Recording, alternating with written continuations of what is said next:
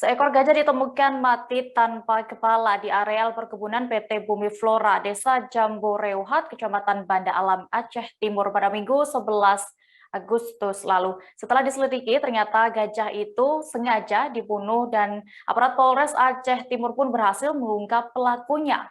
Mereka diketahui merupakan 2 warga Aceh dan 3 warga Jawa Barat. Pelaku pembunuh gajah dengan sengaja untuk diambil gadingnya. Detail informasinya akan disampaikan langsung oleh rekan wartawan Serambi Indonesia, Seni Henry, yang kini sudah bergabung bersama kami. Halo Seni. Dapat kami laporkan bahwa penemuan bangkai gajah tanpa kepala ini pertama kali ditemukan oleh seorang karyawan perkebunan sawit, di mana beliau saat pergi memanen sawit, kemudian menemukan gajah dalam kondisi sudah tidak memiliki kepala, yaitu peristiwa itu pertama kali ditemukan oleh karyawan pada Minggu 11 Juli 2021 lalu. Kemudian karyawan tersebut menemukan bangkai gajah tanpa kepala, kemudian karyawan ini melaporkan kepada seorang Babinsa dari Koramil Kecamatan Banda Alam. Kemudian Babinsa ini juga mengecek ke lokasi, dan benar ketika Babinsa tiba di lokasi menemukan bahwa bangkai gajah sudah tidak memiliki kepala dengan bekas terpotong di bagian leher. Begitu, Dea. Iya, lalu pasca ditemukannya bangkai gajah ini pada Juli lalu ya, apa yang kemudian dilakukan oleh kepolisian Resort Aceh Timur?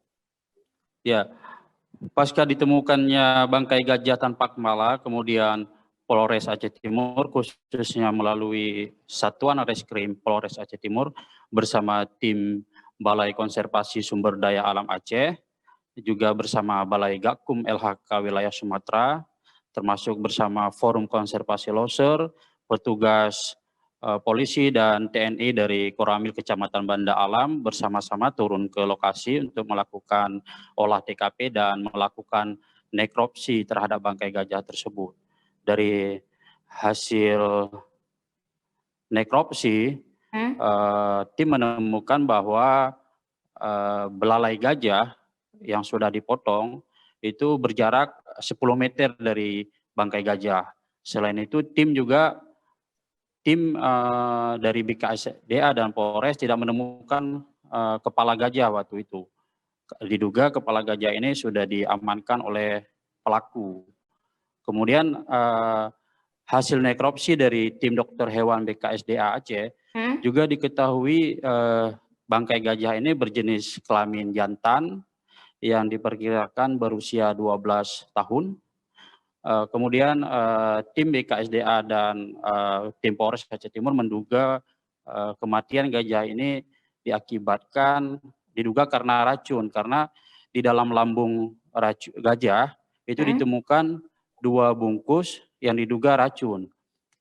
Dalam nekropsi itu tim juga mengambil sejumlah sampel dari bangkai gajah berupa isi lambung, cairan lambung, dan bungkusan benda asing yang ditemukan dari dalam lambung untuk dikirim ke pusat laboratorium forensik untuk diuji. Begitu, Dea.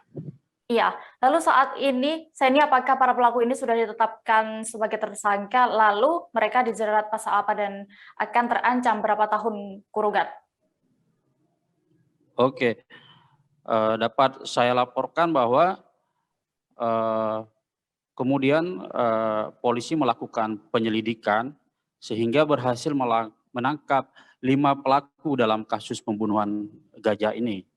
Jadi dari 5 pelaku, 2 warga Aceh, yaitu 1 orang sebagai pelaku utama, sebagai pembunuh, dan 1 orang sebagai pembeli pertama dari pelaku berinisial EM, yaitu warga Kabupaten Pidijaya. Jadi pelaku EM ini pembeli pertama dari pelaku JN gading tersebut senilai Rp 10 juta. Kemudian dari EM gading gajah itu dijual kembali kepada pembeli kedua, yaitu SN senilai 24 juta. Gading ini dari Aceh ke Bogor dijual dengan cara dikirim melalui paket. Kemudian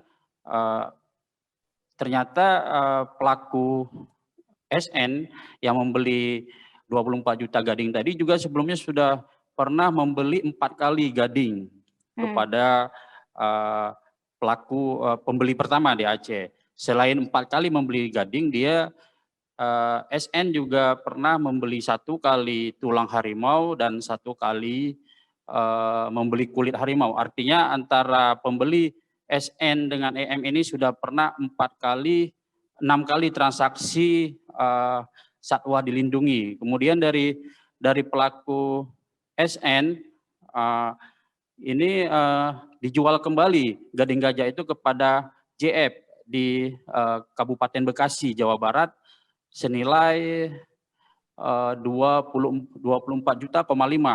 Kemudian dari JF dijual lagi kepada pengrajin, pembeli terakhir, pembeli keempat, yaitu RN di Kabupaten Bekasi senilai 30 juta.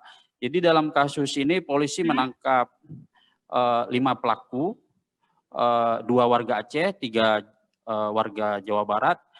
Kemudian 1 pelaku utama yang ikut membunuh masih ditetapkan sebagai DPO, Dea. Ya. Kemudian para pelaku ini dijerat dengan pasal 21 ayat 2 huruf A dan pasal 40 ayat 2 Undang-Undang Nomor 5 Tahun 1990 tentang konservasi sumber daya alam, Jo pasal 55 KUH pidana dengan ancaman pidana penjara 5 tahun dan denda Rp 100 juta. Demikian ya. Iya, baik. Rekan saya ini Tribuners tadi sudah mendapatkan keterangan dari Kapolres Aceh Timur, AKBP Eko Widianto. Berikut liputan lengkapnya untuk Anda. Artinya sebelumnya ada pelaku yang udah divonis, Pak. Tetapi ada juga pelaku yang masih melakukan. Ini tidak memberikan efek jera juga atau kurangnya pemahaman mereka, Pak? Saya kira begini, yang menyangkut dengan hal tersebut, kalau pemahaman mungkin ada faktor-faktor tertentu sehingga mereka melakukan namanya kejahatan seperti salah satu yang bunuh gajah. Tahu ceritanya pada saat dia memiliki kesempatan, niatnya sudah ada, kesempatan ada dan ada didukung oleh kebutuhan ekonomi dan kebutuhan lain, kadang masyarakat melakukan kegiatan-kegiatan yang mungkin bagi dia sendiri sebenarnya tidak boleh tahu, tidak pasti tahu gitu. Saya yakin mereka tahu kalau bunuh gajah itu nggak boleh, cuma kan itu dilaksanakan. Berarti kan ada alasan tertentu yang mereka kenapa sampai dilaksanakan. Ya mungkin seperti tadi, motif ekonomi dia, mungkin dia butuh uang dan segala macam dengan cara yang cepat menurut dia. Tapi kan menyalahi ketentuan aturan, apapun ceritanya tidak dibenarkan. Itu gitu. Berarti Pak, 5 tersangka diamankan. Kemudian ada 1 lagi DPO Pak ya? Ya, betul. DPO ini kawannya JN Pak ya? Kawan ZN. Oh ZN. Warga Aceh atau luar Aceh? Warga Aceh.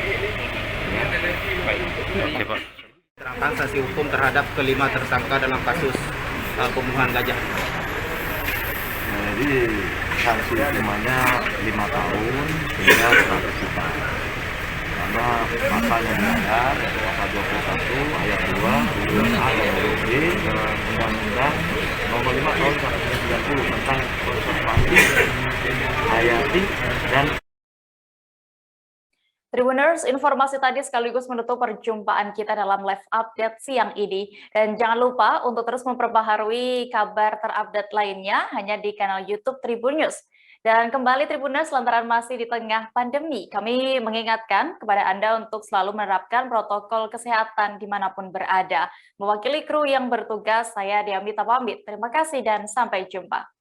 Jangan lupa like, subscribe, dan share ya!